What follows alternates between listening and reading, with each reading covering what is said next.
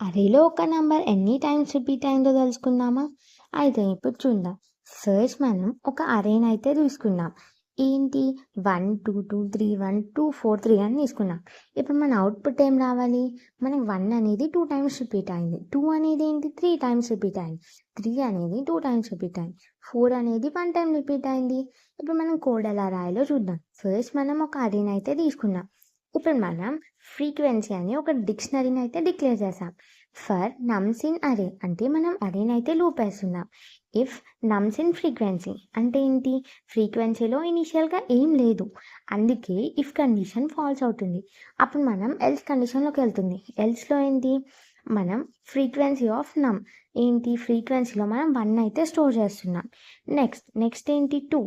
2 అనేది కానీ if condition false అవుతుంది, ఎందుకంటే ఫ్రీక్వెన్సీలో 2 లేదు కాబట్టి. మళ్ళీ ఎల్స్ కండిషన్కి వస్తుంది. ఎల్స్లో మనకు 2 అనేది యాడ్ అవుతుంది. ఇప్పుడు మళ్ళీ ఏంటి? 2 చెక్ చేస్తుంది. 2 అనేది ఏంటి? ఇఫ్ కండిషన్ ట్రూ అవుతుంది, ఎందుకంటే ఇఫ్ నమ్స్ ఇన్ ఫ్రీక్వెన్సీ అంటే 2 ఉందిగా ఆల్రెడీ. అప్పుడు మనం దానికి +1 చేస్తాం. అలా మనం మన లూప్ మొత్తం రన్ చేస్తాం. లూప్ మొత్తం రన్ చేస్తే మనకు అవుట్పుట్ వస్తుంది. ఇప్పుడు మనం ప్రింట్ ఫ్రీక్వెన్సీని చేస్తే ఇప్పుడు ఏమొస్తుంది మన అవుట్పుట్? మన 1 అనేది 2 టైమ్స్ రిపీట్ అయింది. 2 అనేది ఏంటి? 3 టైమ్స్ రిపీట్ అయింది. 3 అనేది 2 టైమ్స్ రిపీట్ అయింది. 4 అనేది 1 టైం రిపీట్ అయింది.